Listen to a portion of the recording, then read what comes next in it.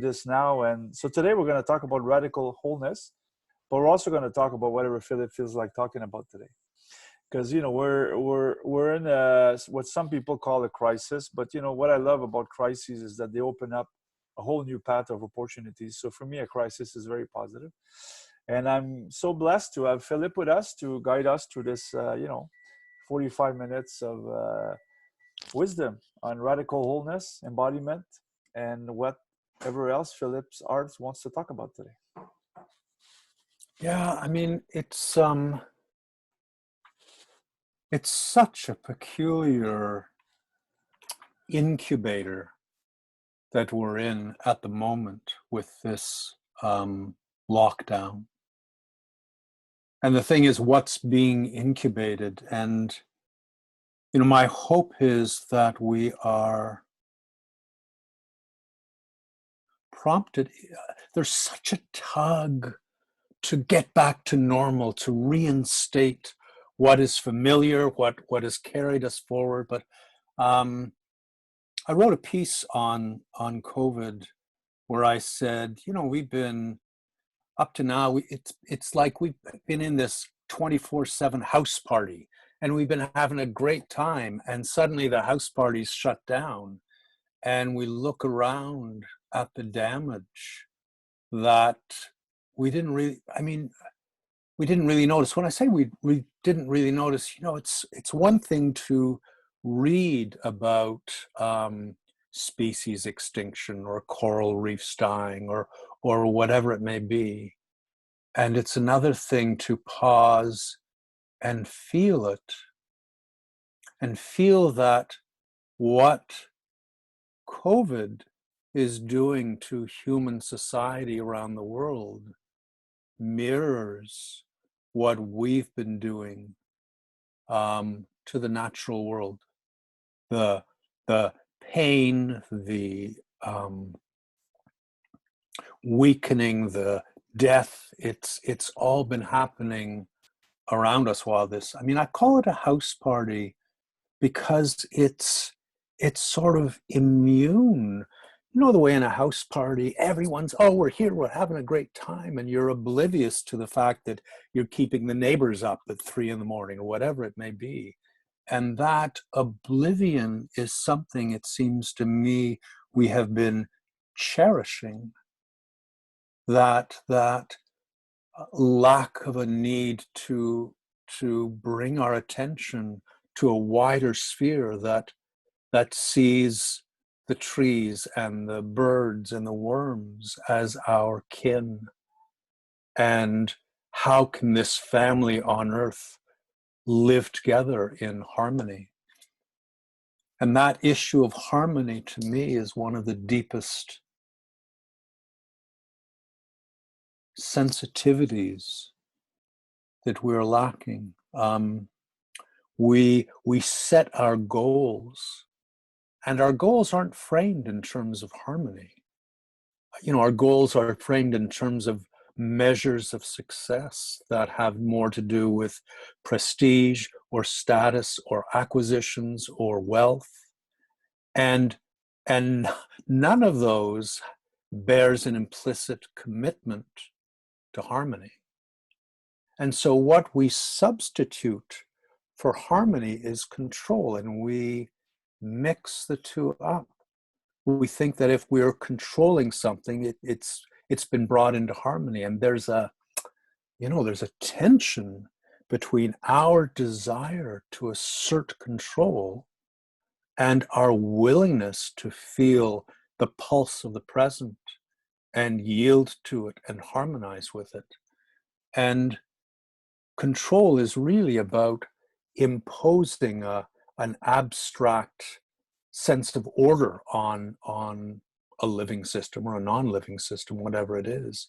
But it's an abstraction that we saddle life with in order to make ourselves feel powerful, in control, safe, whatever it may be. Harmony, the quality of harmony is the quality of an organic whole in which every single part of that whole yields without resistance to every other part. And that yielding is always going on in nature. Nature is endlessly weaving and harmonizing. I look at every single animal, and I look at the birds, and the birds are grooming the trees, pulling off insects, and the worms are making the soil richer, and the trees are bringing sunlight down to create wood that nourishes so much else, as we know. And harmony is a product of wholeness. Without wholeness, there can be no harmony. If things are in division, they're in self-conflict. So when we yearn for harmony, we are yearning for wholeness.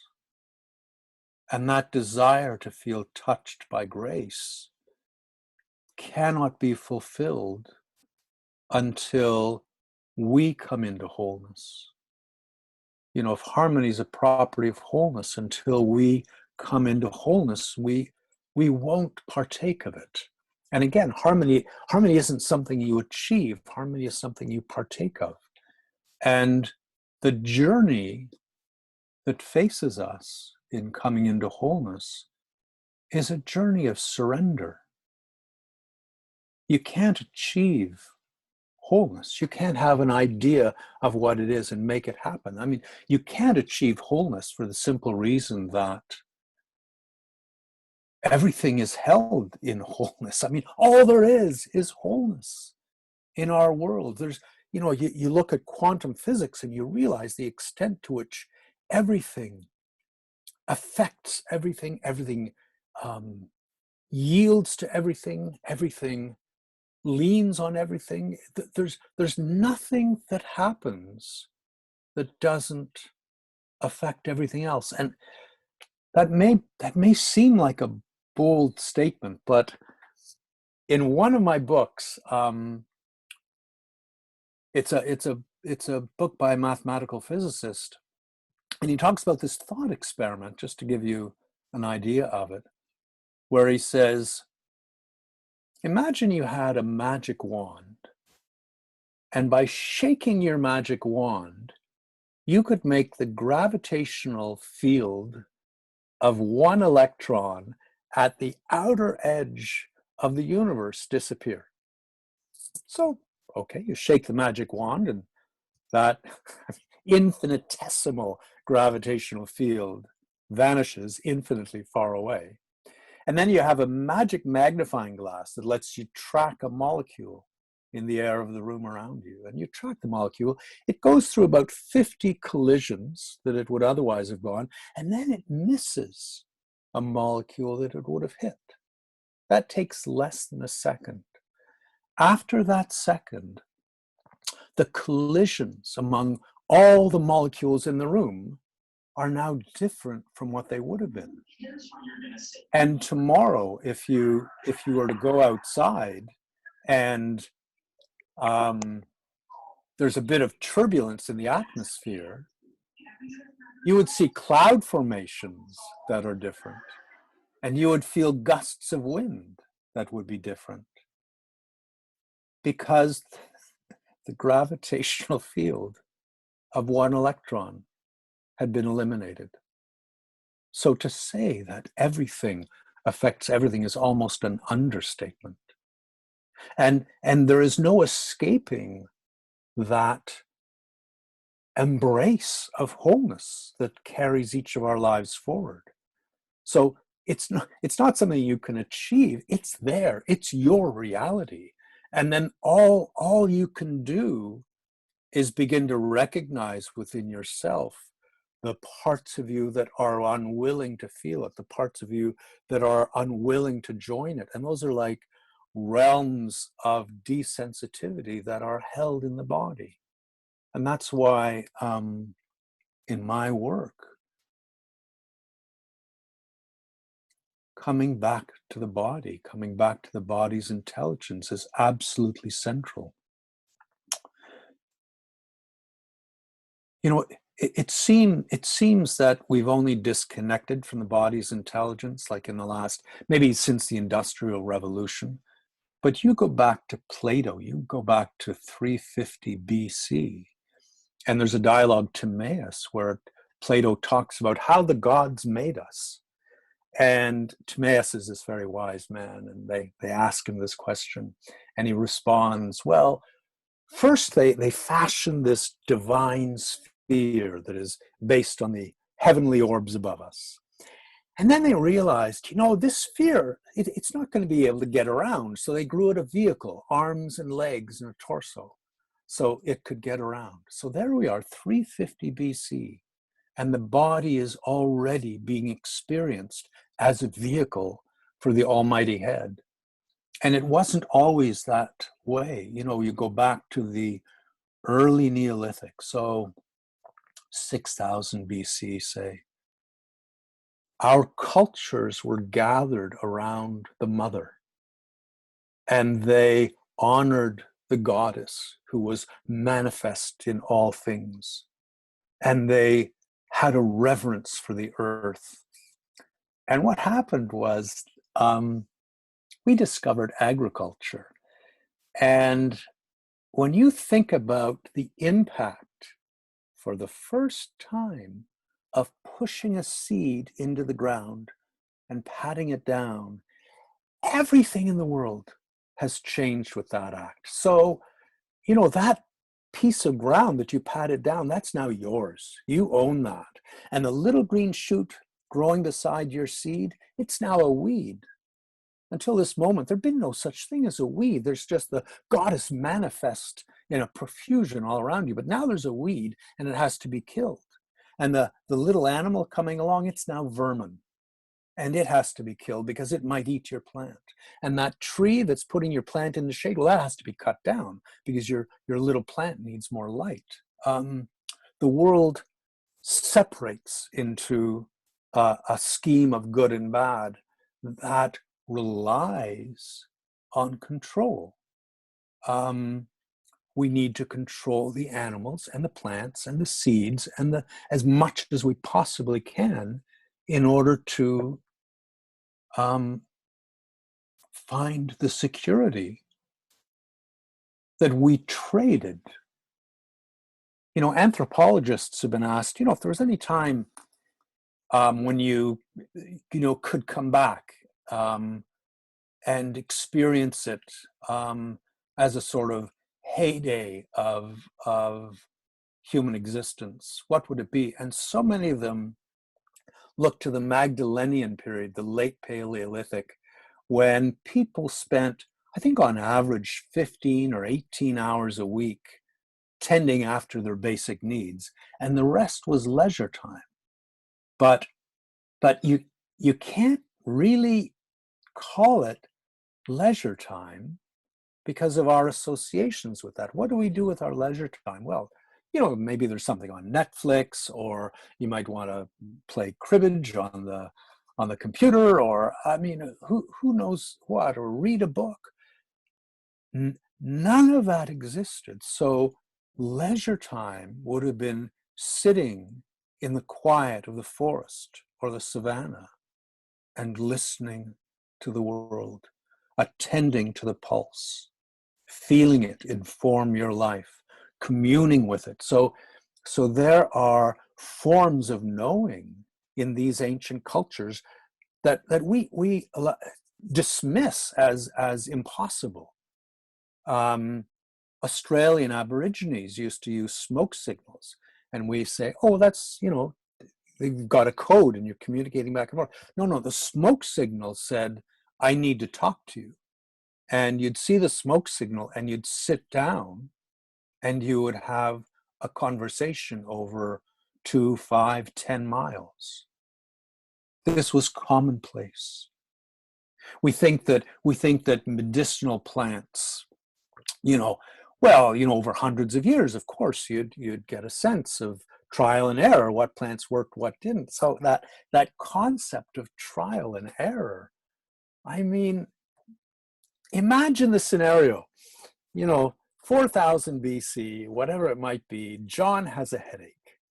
Now, there are so many plants we haven't tried for headaches, but here's one. So, John, eat this plant. Let's see what happens. Oh, no, John died. Now, let's see, does anyone else have a headache? Because we have another 346 plants to test for headache. This is insanity, but this is the only way we can understand this acquisition of medicinal plants. Any Aboriginal will tell you the plants speak to us. They offer themselves when we're in need.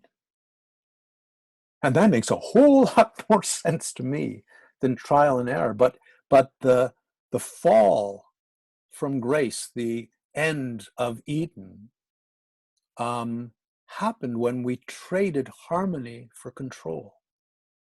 And as we traded harmony for control, the center of our awareness moved from the belly, and where it sat when we were gathered around the mother and attuned to the earth, and it started to move up through the body. If you look into Homer, into the original Greek of Homer, which is maybe 800 BC, there's a word he uses over and over, phrene or phrenes, and it translates into English as either mind or diaphragm. It's not that they got their anatomy wrong.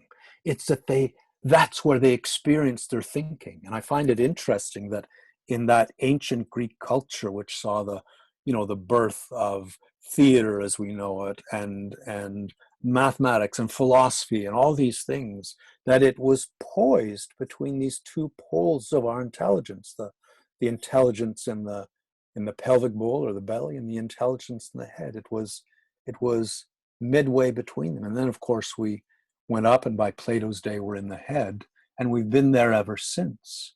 And the more we try to control the world, the more problems we beget.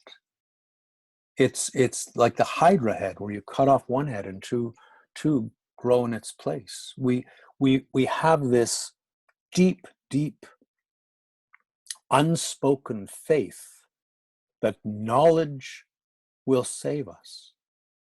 And we've been going on that premise for hundreds and hundreds, thousands of years.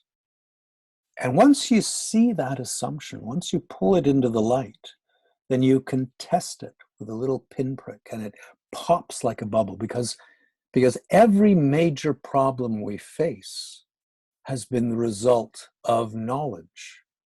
Our pollution, we know how to burn fossil fuels. We know how to make internal combustion engines.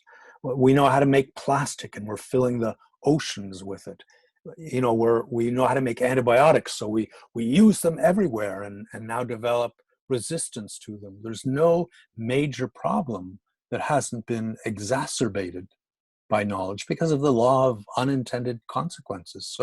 So knowledge cannot save us, in part because knowledge is impotent to bring us into harmony.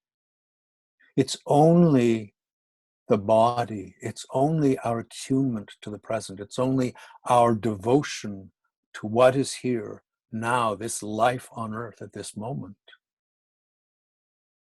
that will enable us once again to feel the currents of harmony, so that we can come into concert with them rather than trying to batter them into compliance. So some of you know my work. It's as Stefan said in his little note, it's not about listening to the body. We have notions of embodiment that make it an extension of our agenda of control. So we sit in the head and we want to become embodied, so we decide to listen to the body. Well, the very metaphor of listening to the body is telling you there's a wall, kind of at the shoulders, that is separating you from the body below it. And the best you can do is to put your ear to that wall to listen to what's going on the other side. So the way forward for us, I don't think it's at all about listening to the body. It's about listening to the world through the body. It's about dropping the center of your awareness down into that attunement of the body and surrendering to the wholeness that holds you, that you can be informed and dance your way forward in concert with the world, rather than trying to manipulate it to satisfy your own fears around security. I've been gabbing on for some time. I would love to open things to questions if there are any. I mean, I could go on, unfortunately, for hours, unless I rein myself in a little bit. But if there are questions, Stefan, I don't know if people should open the chat room and say, I've got a No, question. they Irina. yeah, Irina. they can go straight ahead. Yeah. Just mute themselves. Irina, go ahead. Can you unmute yourself, Irina? Hello? Hi, Okay, Irina. great. I'm from Montreal, and what you said really had an impact on me, and it's true because what you said, I felt it's true because yes, we lost connection with the earth, we lost connection with nature, we lost connection with ourselves. And my question is, what should we do to create balance between the harmony and evolution? Because we're like everything you said about control and the way the human race is evolving with all the economic and the progress and evolution, like this, I don't think we can avoid this. I don't think people will stop polluting, or doing things that pollute the world. So what should we do to allow progress, but in the same time to be in touch with ourselves, to be in harmony with nature, to find ourselves as we were once, long time ago? Yeah, it's a really, really good question. I sort of sense two parts in that question. One is about how can we allow progress, and I think it's really crucial to bring questions to bear on the expectations we hold around progress. We've built an economic system that requires continuous growth.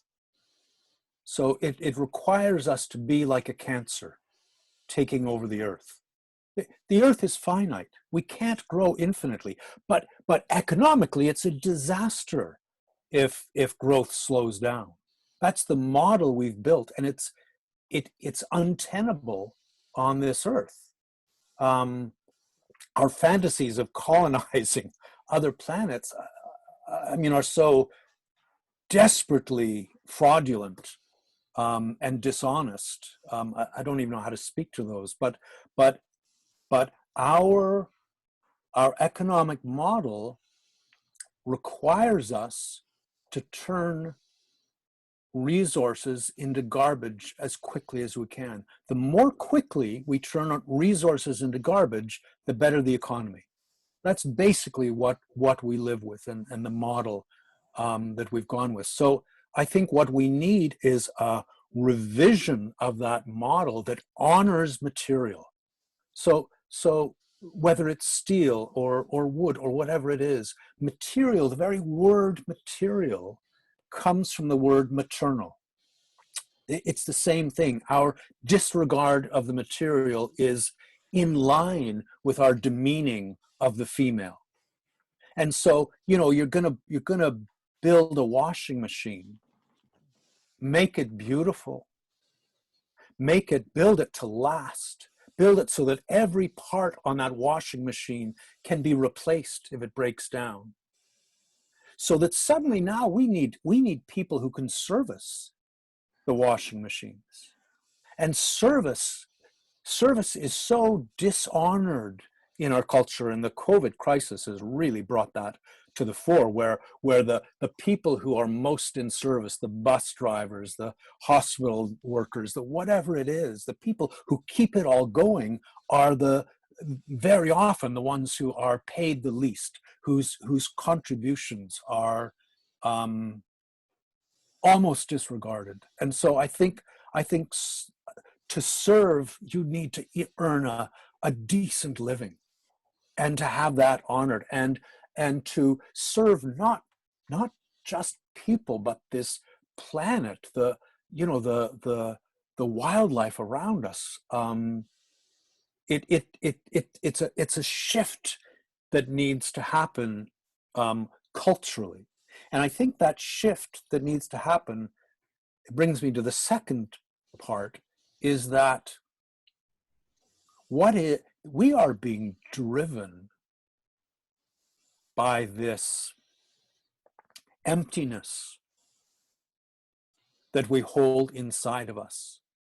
We crave, we grasp, we consume, and it doesn't seem to fill the emptiness. It doesn't seem to send it away. And that emptiness, to me, is the inevitable consequence of our disconnection from the body. Because it's in the body. It's when your awareness drops down into the body that you feel your being. You don't feel your being when you're living in the head. And when you exile yourself from the body and live in the head, you leave behind this emptiness that gnaws at you. And it needs distraction, and it needs more food, and it needs anything but quiet. And I think that part of the way forward cannot happen in a top-down manner. I think we're not going to have some institutional imposition on our culture that is going to fix that. That's a personal journey that each of us undertakes in his or her own way, as feels right, as they're guided to. But it's the journey that the myths of the world have traced out as the hero's journey. The call is there, and that journey down into the body is the journey that Orpheus made as he entered the underworld to come once again to Eurydice, his beloved. There's the male part of us that is analytical and systematic and loves to live in the head, that needs once again to make that journey into the body's depths, to reunite with that intelligence in the belly that is really our first intelligence. It's our primary intelligence, and we've relegated it to a secondary status. That's kind of a long-winded response, but I hope it gave you at least something to. Yes, thank you. Yeah, thank you so much. Thank you, Irina, and thank you for your answer, especially about the washing machines. As an engineer, I've never designed anything, but I've managed hundreds of engineers. I cannot understand in this day and age that we purposely build things to fail within the next 3 years. I cannot. It's completely wrong, and it's better for the economy, Stefan. Yeah. It keeps the salespeople. I mean, it's such a nightmare when you go into it.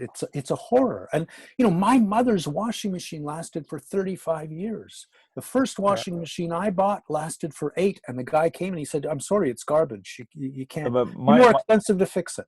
Mine is broken after 3 years, and I bought the most expensive one. But I remember Philip, in my parents' house, there was this is when I guess we called it a Frigidaire. Their fridge must have been 25 years old. Thank you for this incitement. And anyone else would like to comment and ask a question? I'd welcome any question. And just to say, you know, in my books, there's no such thing as a dumb question. Just doesn't exist. If a question needs asking, it needs asking. I have a question. Yeah, please, Marie-Claire. Hi. Okay, so I'm a psychoeducator working with kids, and I really relate to everything you said. And it's, I guess my question is like how to position oneself when this ability to be with what rises, what is true from the belly. Like kids really connect with that, and I really connect with that. So I really connect with the kids. So like my for me, I see a kid that's, you know, having a behavioral issue, and it's obvious what part of the nourishment he needs that's not being accessible in that moment, and like what is arising. But what I'm having I'm trying to take this time to contemplate a little bit. Like I keep living the same frustration as the kid in my interaction with the teacher, because it feels like what rises as true for me, I would need to like fake a rational reason for that to be acknowledged by the part that wants to control. So it's like, and it's always like a fake. And if I do it, I have done it, I'm able to make it rational for the teacher, the action he needs to take. But then the subtle, like the mystic part of it, still isn't accessible to the kid, because the person is just doing the action and not. So this, my question is, if I try to be specific, like what that resonates for you, just like, Yeah. at large, this kind of frustration that I can have, that like, okay, I connect with that, but then I feel misunderstood by the structures of power or by the people I want to interact with on that level. Yeah, I mean, so much comes up for me. I think it would be difficult to argue that the purpose of the education system, the overall purpose, is anything other than disconnecting kids from their bodies and making them live in their heads. Yes. Like when you tell a kid to sit still, you're telling the kid to suppress his body's or her body's intelligence, because there's no difference between the body's energy and the body's intelligence. So you suppress that, and then how do you succeed? You fill your head with the right ideas. And over you're rewarded when you do that, and you're punished when the body's not under control. And so, I mean, the irony is we come to believe, like we actually believe, that you can think more clearly if you shut down all that noise below the neck, and you just confine your thinking to the head. And when you say that, it's absurd. How could it be that you could think more clearly with a fragmented portion of your intelligence than you could with the whole of your being? And what the child wants is to think with the whole of their being, and they're being thwarted and punished when that begins to happen. So, I mean, that's not really words of comfort, but you know, because it's such a big thing you're up against. But the more deeply you can ground yourself in the body, the more softly, gently you can allow yourself to be present, the more the child will feel that and will have a different pole to orient to.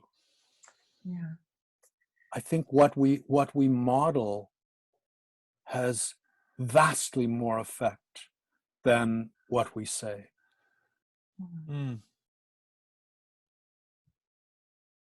Yeah. Thank you so much, and bless your work.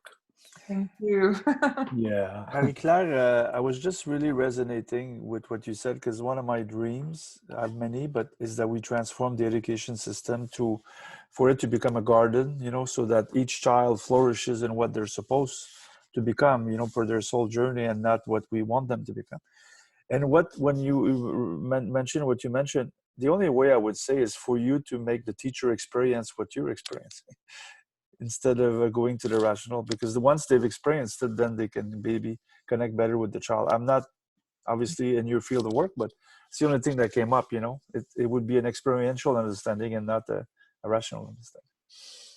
Yeah. And one thing I do that seems to work is to sometimes model to the teachers. So I like suggest to take over the class, and then they see that I'm like not better than them. So like it's still chaos, but I see the beauty in the chaos, and then the chaos rearranges, and then because it's really hard to explain to someone that if you let them be kids, it's like something will happen.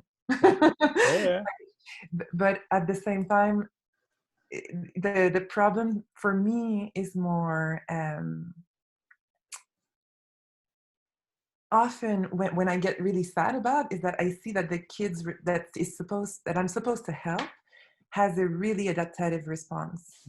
Like I walk in the class and the thing I want to do after 2 seconds is run away. Like in my belly's like, ugh, like I don't want to be in that class.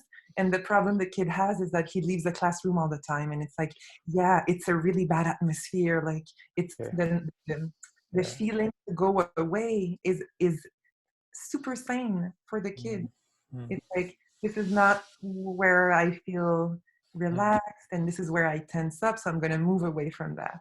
But it's so that's the next part is that I validate the kid's feeling. I feel the same. But then it's still going to be that class is his class for the year, so it's like this. Yeah, I mean, my dream, my ideal would be to have time with the child to help them find a place of rest in their own body. Because everything in the environment, everything in the curriculum is taking them out of that place of rest.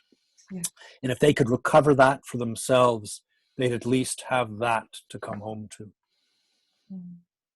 Yeah. Thank you. Yeah, thank you, Marie-Claire. The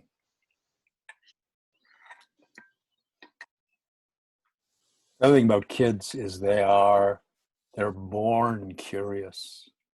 That is an engine that will devour the world in a way that resonates with their particular gifts. Every child's curiosity will take them on an individual journey. And I like it's ascribed to Yeats, but it's actually Plotinus, I think, who said, education isn't about filling a bucket. It's about igniting a fire. And I love that. Feed the kids' curiosity, give them the resources that they need, and you can just stand back and watch it happen. Yeah. Philip, I just want to make a comment. I think I've told you this already. Because I've been through the same education system as most people, and I worked in big businesses where we used to wear ties, and I think ties were to cut the blood circulation below the neck, so we would stay in our head. And I've been criticized a lot for being sensitive and intuitive and all these characteristics that we usually refer to the feminine side. And when I actually just do a tiny bit to go in my body, just even at the beginning of it, it's like I always cry and my body says, welcome home again, Stefan. You've been away for so long, And it's just a tiny bit. I'm not talking about a 2-hour yoga, just a tiny bit. Go on the bike this morning for 15 minutes and my body, I've been celebrating all day, my 15 minutes. So I guess my question from you to the people attending is, what if there's someone like me who's been through these classes that Marie-Claire wants to escape from when she goes in, and as now an adult, and wants to renew with the body? What would be good steps, to start the process? Well, I'd love to say, do these 3 simple steps and you'll be there. But there's no such thing. The reason there's no such thing is because we've been imprinted with layers and layers of conditioning. And that conditioning has systematically desensitized us to wholeness so that we become incapable of feeling the self in its wholeness. we don't know how any longer to speak from our wholeness, or to listen from our wholeness, or to feel the present in its wholeness. We see, you know, bits and pieces of the present, but to actually feel the wholeness, the abiding wholeness of the present, is a real struggle for us. So the challenge, if I can frame the challenge, I think it might help. If you can understand the body as a resonator, in fact, I can sort of demonstrate this. So here's a singing bowl, and the body sings to the present. The currents of the present rush through the body, and it just sings to those. But what happens is we stuff, I don't have anything to stuff it with, but we stuff the body with these concerns, these cotton balls, and then, you know, the present is trying to ring it, and it's just dulled. It's lost its ability to ring. And then what happens is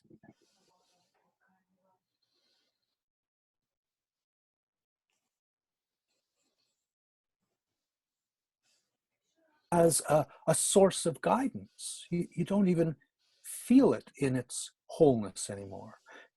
And so the challenge is to recognize the body as a resonator, and to recognize all the ways in which we have stuffed the body with cotton balls that desensitize it, and how to feel those and soften those and integrate those. And, you know, for me, the most potent first step into that is with the breath. So a question that might impel you forward: what would happen if you allowed the breath to move into the body and through the body as gently as possible, and then more gently? Allow it to be the gentlest thing that has ever happened to you. And begin to feel any parts of the body that are resistant to the breath. So maybe the breath only goes to the chest. What about the belly? Because the body is a fluid medium. We're 65% water. And we consolidate ourselves, we harden ourselves in how to soften into that natural fluidity and allow the breath to carry us there. And then the breath softens not just into the belly, but into the back. It softens down into the hips, and eventually down into the legs, and it's so gentle. This gentle wave of the breath that travels through the body's fluidity to its extremities, to the toes, to the fingertips, to the top of the head. And you allow the breath to permeate the whole of your being as gently as it could possibly happen. And you begin to feel the whole of your being sort of gently float open with the in-breath and gently settle with the out-breath. And as the breath permeates the whole of your being, you can drop down into your wholeness and feel it attuning to the world.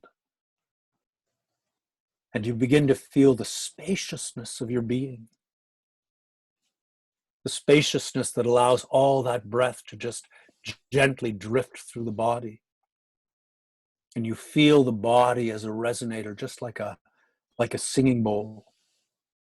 And as you gently allow your awareness to dilate and come to rest on the present, you'll find there's room within the body for all the world to be felt without any effort.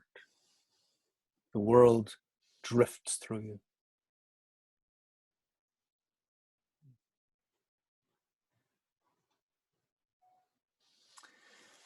Thank you, Philip.